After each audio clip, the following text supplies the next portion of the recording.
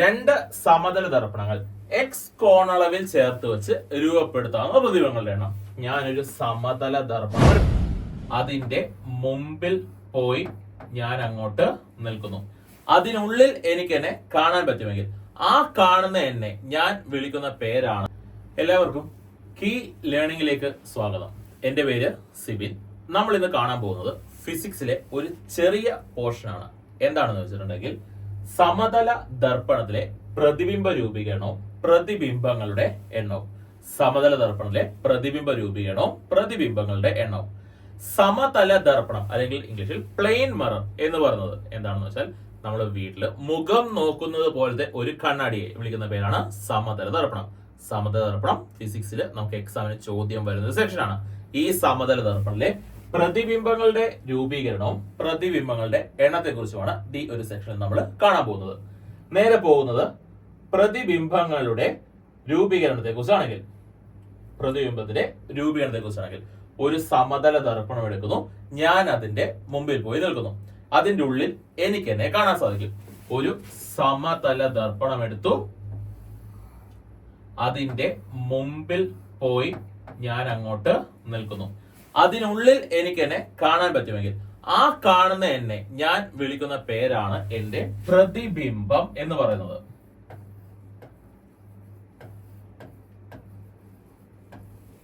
വിളിക്കുന്ന പേരാണ് പ്രതിബിംബം. ഇംഗ്ലീഷ് ആണെങ്കിൽ ഇമേജ് എന്ന് ഒറ്റയടിക്ക് പറയാൻ സാധിക്കും. സമതല ദർപ്പണം എടുത്തു, മുമ്പിൽ പോയി ഞാൻ നിന്നു, അതിനുള്ളിൽ എനിക്ക് എന്നെ കാണാൻ പറ്റുന്നു, അയാളെ ഞാൻ വിളിച്ച പേരെന്റെ പ്രതിബിംബം. ഇമേജ് ആണെങ്കിൽ എങ്ങനെ കാണുമെന്ന് വെച്ചാൽ സമതല ദർപ്പണം എടുത്തു, തൊട്ടു മുമ്പിലായി ഞാൻ നിൽക്കുന്നു, തൊട്ടടുത്തായിട്ട് പ്രതിബിംബം രൂപപ്പെടും. പിന്നെയും 1 മീറ്റർ സ്കെയില് ബാക്കോട്ട് ഇട്ട് 1 മീറ്ററിന്റെ അറ്റത്ത് പോയി ഞാൻ നിൽക്കുകയാണെങ്കിൽ പ്രതിബിംബവും അതുപോലെ തന്നെ 1 മീറ്റർ സ്കെയിൽ ബാക്കോട്ട് ഇട്ട് 1 മീറ്ററിന്റെ അറ്റത്ത് പോയി നിൽക്കും. പിന്നെയും ഞാൻ 1 മീറ്റർ സ്കെയിൽ ബാക്കോട്ട് ഇട്ട് 1 മീറ്ററിന്റെ അറ്റത്ത് പോയി നിൽക്കുകയാണെങ്കിൽ പ്രതിബിംബം അതേപോലെ 1 മീറ്റർ സ്കെയിൽ ബാക്കോട്ട് ഇട്ട് 1 മീറ്ററിന്റെ അറ്റത്ത് പോയി നിൽക്കും. എന്താണ് പറഞ്ഞു വരുന്നത് വെച്ചാൽ ദർപ്പണത്തിൽ നിന്ന് എത്ര അകലത്തിലാണോ വസ്തു നിൽക്കുന്നത് അത്രയും അകലത്തിൽ തന്നെ ആയിരിക്കും എന്ത് നിൽക്കാൻ പോകുന്നത്, പ്രതിബിംബത്തിന്റെ സ്ഥാനവും വരുന്നത്. സമതല ദർപ്പണത്തിൽ ദർപ്പണം എന്ന വസ്തുവിലേക്കുള്ള ദൂരവും ദർപ്പണം എന്ന പ്രതിബിംബ ദൂരവും എന്തായിരിക്കും, തുല്യമായിരിക്കും. അതായത് തുല്യ അകലത്തിലായിരിക്കും പ്രതിബിംബങ്ങൾ രൂപപ്പെടുന്നത്. ഇനി ദർപ്പണം വെച്ചു, ഞാൻ മുമ്പിൽ നിന്നു, അതിനുള്ളിൽ ഇങ്ങനെ പ്രതിബിംബം കാണുന്നു. എന്റെ തലയേക്കാൾ വലിയ തലയാണോ ചെറിയ തലയാണോ തുല്യ വലിപ്പമുള്ള തലയാണോ രൂപപ്പെടുന്നത് വെച്ചിട്ടുണ്ടെങ്കിൽ എപ്പോഴും സമതല ദർപ്പണത്തിൽ തുല്യ വലുപ്പമുള്ള തലയായിരിക്കും രൂപപ്പെടുന്നത്.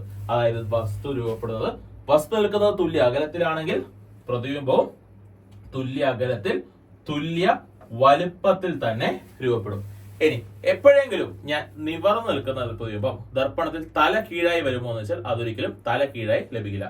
ഞാൻ നിവർന്നാണ് നിൽക്കുന്നതെങ്കിൽ പ്രതിബിംബം എപ്പോഴും നിവർന്നു നിൽക്കും. അതായത് രൂപപ്പെടുന്ന പ്രതിബിംബം തുല്യ അകലത്തിൽ തുല്യ വലുപ്പത്തിൽ എപ്പോഴും എന്തായിരിക്കും, നിവർന്നു നിൽക്കുന്ന പ്രതിബിംബമായിരിക്കും. എപ്പോഴും നിവർന്നു നിൽക്കുന്ന പ്രതിബിംബം. ഒന്നാമത്തെ പോയിന്റായി, രണ്ടാമത്തെ പോയിന്റായി, മൂന്നാമത്തെ പോയിന്റ് ആവുന്നു, നാലാമത്തെ പോയിന്റ്. എന്താണെന്ന് വെച്ചാൽ ദർപ്പണത്തിൽ ലഭിക്കുന്ന പ്രതിബിംബങ്ങളെ നമ്മൾ വിളിക്കുന്ന പേരാണ് എന്ത് പറയുന്നത്, മിഥ്യാ പ്രതിബിംബങ്ങൾ. ദർപ്പണത്തിൽ ലഭിക്കുന്ന പ്രതിബിംബങ്ങൾ വിളിക്കുന്ന പേര് മിഥ്യാ പ്രതിബിംബം. ദർപ്പണത്തിൽ അല്ലാതെ പ്രതിബിംബം ലഭിക്കുകയോ എന്ന് ചോദിച്ചാൽ പേപ്പറിലും ഭിത്തിയിലും നമുക്ക് പ്രതിബിംബം ലഭിക്കാറുണ്ട്. അത്തരം പ്രതിബിംബങ്ങൾ വിളിക്കുന്ന പേരാണ് എന്ന് പറയുന്നത് യഥാർത്ഥ പ്രതിബിംബം. ദർപ്പണത്തിൽ ലഭിക്കുന്ന പ്രതിബിംബം വിളിക്കുന്ന പേരാണ് മിഥ്യാ പ്രതിബിംബം. അപ്പൊ സമതല ദർപ്പണത്തിൽ പ്രതിബിംബം രൂപപ്പെടും. എങ്ങനെയെന്ന് ചോദിച്ചാൽ തുല്യ അകലത്തിലായിരിക്കും, തുല്യ വലുപ്പത്തിലായിരിക്കും, നിവർന്നു നിൽക്കുന്ന ദർപ്പണത്തിൽ മാത്രം ലഭിക്കുന്ന മിഥ്യാ പ്രതിബിംബം. സമതലത്തിലെ പ്രതിബിംബത്തെ കിട്ടി. ഇനി ദർപ്പണത്തിലെ പ്രതിബിംബത്തെ നോക്കി ഞാൻ വലത് കൈ പൊക്കി ഹായ് കാണിക്കുകയാണെങ്കിൽ അവൻ പൊക്കാൻ പോകുന്നവന്റെ ഏത് കൈയായിരിക്കും, ഇടത് കൈ. ഞാൻ നേരെ ഇടത് കൈ പൊക്കി അവനെ വീശി കാണിക്കുകയാണെങ്കിൽ അവൻ പൊക്കാൻ പോകുന്നവന്റെ വലത് കൈയും. ഇങ്ങനെ എപ്പോഴും ദർപ്പണത്തിന്റെ മുൻപിലുള്ള വസ്തുവിന്റെ വലതുഭാഗം അവന്റെ ഇടതായിട്ടും ഇടതുഭാഗം വലതായിട്ടും തോന്നിക്കുന്ന ഈ പ്രതിഭാസത്തെ നമ്മൾ വിളിക്കുന്ന പേരാണ് പാർശ്വിക വിപര്യം, ലാറ്ററൽ ഇൻവേർഷൻ അല്ലെങ്കിൽ പാർശ്വിക വിപര്യം.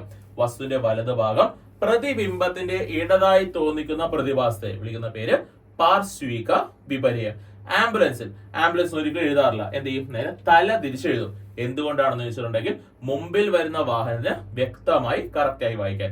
അതുകൊണ്ട് ഇവിടെ തല തിരിച്ചെഴുതും, അവിടെ കറക്റ്റായി വായിക്കുന്നു. എന്തുള്ളതുകൊണ്ടാണ്, പാർശ്വിക വിപര്യം ഉള്ളതുകൊണ്ട്.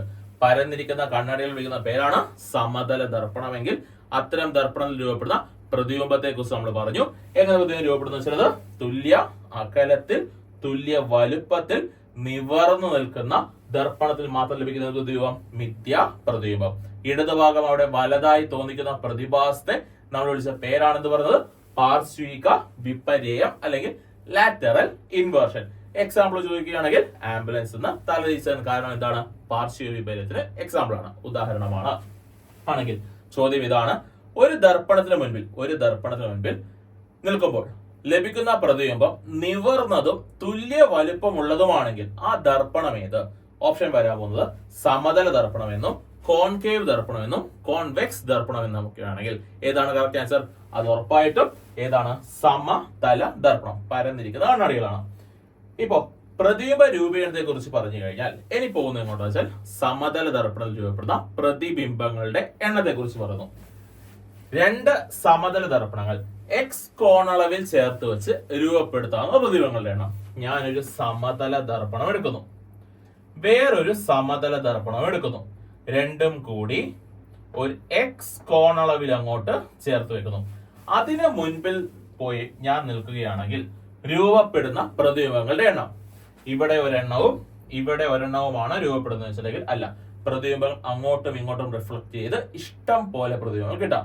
എത്ര പ്രതിബിംബങ്ങൾ കിട്ടും എന്ന് ചോദിച്ചാൽ പ്രതിബിംബങ്ങളുടെ എണ്ണം n = 360. ഒരു പോയിന്റ് ചുറ്റുള്ള ടോട്ടൽ കോണളവ് എന്ന് പറയുന്നത് 360 ആണെങ്കിൽ അതേ ഡിവൈഡ് ബൈ എക്സ് ഏത് ദി കോണളവ്, അതിൽ നിന്ന് ഒരു 1 മൈനസ് ചെയ്യുന്നതായിരിക്കും രൂപപ്പെടുന്ന പ്രതിബിംബങ്ങളുടെ എണ്ണം എന്ന് പറയുന്നത്. ഉദാഹരണത്തിന് ഞാനൊരു സമതല ദർപ്പണം എടുക്കുന്നു, വേറൊരു സമതല ദർപ്പണം എടുക്കുന്നു, രണ്ടും കൂടെ 90 ഡിഗ്രി കോണളവിൽ ചേർത്ത് വെക്കുന്നു. 90 ഡിഗ്രി കോണളവിൽ ചേർത്ത് വെച്ച് അതിന് മുൻപിലാണ് ഞാൻ പോയി നിൽക്കുന്നു. രൂപപ്പെടുന്ന പ്രതിബിംബങ്ങളുടെ എണ്ണം രണ്ടെന്ന് പറയാൻ പാടില്ല, എത്ര എന്ന് വെച്ചാൽ പ്രതിബിംബങ്ങളുടെ എണ്ണം കണ്ടു equation n = 360 by x minus 1. 360 by x എന്ന് പറഞ്ഞാൽ എത്രയാണ്? ഇവിടെ 90 മൈനസ് 1 ക്യാൻസൽ ചെയ്ത് വേണമെങ്കിൽ 0 പോയി 36 ബൈ 9 4 മൈനസ് 1 എത്ര കിട്ടുന്നു? 3. എത്ര പ്രതിബിംബം? 3 പ്രതിബിംബം. രണ്ട് സമതല ദർപ്പണങ്ങൾ 90 ഡിഗ്രി കോണളവിൽ ചേർത്ത് വെച്ച് രൂപപ്പെടുന്ന പ്രതിബിംബങ്ങളുടെ എണ്ണം എന്ന് പറയുന്നത് 3 ആയിരിക്കും.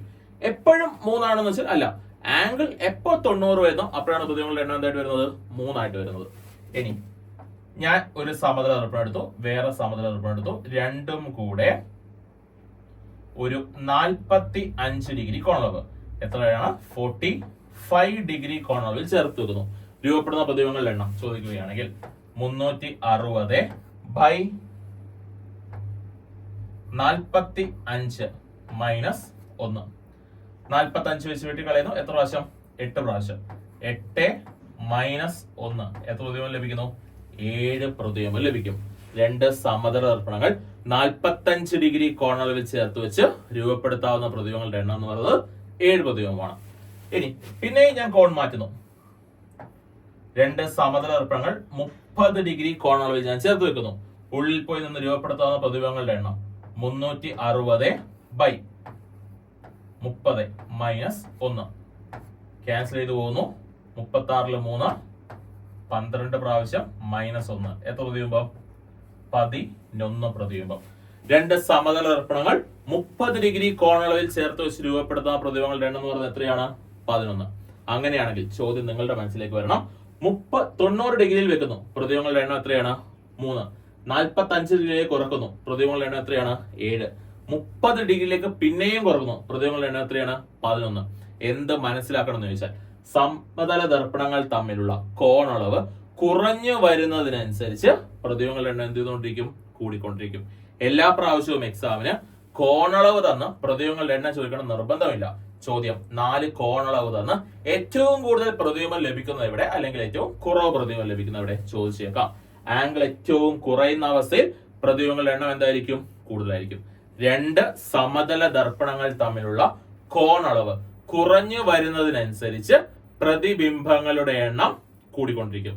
എന്നാൽ ഏറ്റവും കൂടുതൽ പ്രതിബിംബം ലഭിക്കുന്നത് എന്നതും PSCയുടെ ചോദ്യം തന്നെയാണ്. ഏറ്റവും കൂടുതൽ പ്രതിബിംബം ലഭിക്കുന്നത് എവിടെ? അത് കോൺ അളവിൽ വയ്ക്കുമ്പോഴല്ല, ബാർബർ ഷോപ്പിൽ പോകുന്ന കണ്ടീഷൻ അല്ലെങ്കിൽ ട്രയൽ റൂമിൽ പോകുന്ന കണ്ടീഷൻ. ഒരു സമതല ദർപ്പണം, അടുത്ത സമതല ദർപ്പണം, രണ്ട് പരന്നിരിക്കുന്ന കണ്ണാടികളുടെ ഉള്ളിൽ പോയി സമാന്തരമായി വെച്ചിരിക്കുന്ന രണ്ട് സമതല ദർപ്പണങ്ങളുടെ ഉള്ളിൽ പോയി നിൽക്കുകയാണെങ്കിൽ കിട്ടുന്ന പ്രതിബിംബം അങ്ങോട്ടും ഇങ്ങോട്ടും റിഫ്ലക്ട് ചെയ്ത് ഇഷ്ടം പോലെ പ്രതിബിംബങ്ങൾ കിട്ടും. എണ്ണം ചോദിച്ചാൽ എണ്ണവും പറയില്ല, അനന്തം പ്രതിബിംബങ്ങൾ എന്നാണ് പറയുന്നത്. രണ്ട് സമതല ദർപ്പണങ്ങൾ പരസ്പരം സമാന്തരമായി വെച്ച് രൂപപ്പെടുത്താവുന്ന പ്രതിബിംബങ്ങളുടെ എണ്ണം എന്ന് പറയുന്നത് അനന്തമായിരിക്കും. ഏറ്റവും കൂടുതൽ കിട്ടുന്ന എവിടെയെന്ന് വെച്ചാൽ സമാന്തരമായി വെക്കുമ്പോഴത്തേക്ക്, സമാന്തരമായി വെക്കുമ്പോൾ എത്ര എണ്ണം കിട്ടുന്ന വെച്ചാൽ അത് അനന്തം പ്രതിബിംബങ്ങളാണ്. ഇതാണ് നമ്മളിപ്പോൾ കണ്ട രണ്ട് ടോപ്പിക്കുകൾ. ഏതൊക്കെയാണെന്ന് വെച്ചാൽ സമതല ദർപ്പണം, പരന്നിരിക്കുന്ന കണ്ണാടിയിൽ രൂപപ്പെടുന്ന പ്രതിബിംബവും സമതല ദർപ്പണത്തിൽ രൂപപ്പെടുന്ന പ്രതിബിംബങ്ങളുടെ എണ്ണവും. Thank you.